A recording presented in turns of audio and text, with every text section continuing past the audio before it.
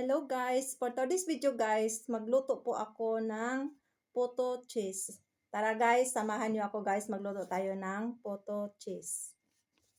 Ang una pong ingredient natin guys ay harina, flour. And guys, isunod natin guys ang sugar.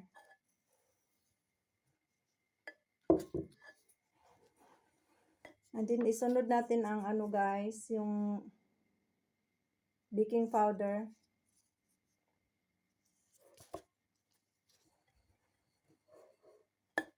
Ang next natin guys ay ang itlog. Dalawang itlog po to guys. Fresh milk. Parang ano na siya guys. 1 and 1/3 cup ng fresh milk po guys. Ayan, halo na natin.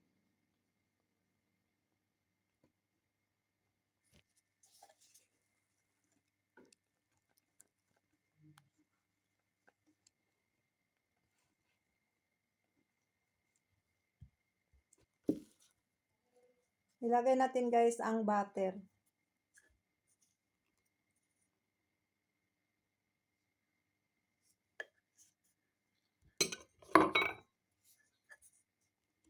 Ayan guys, may butter na yan guys.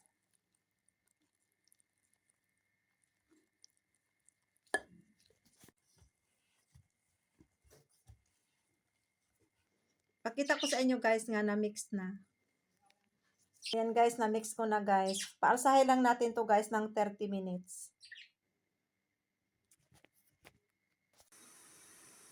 Ito na guys, luto na po ang puto cheese natin.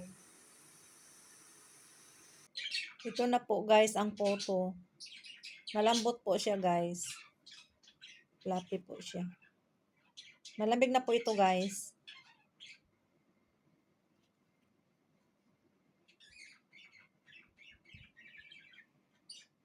Thank you for watching guys. See you for the next video. God bless us all. Bye bye.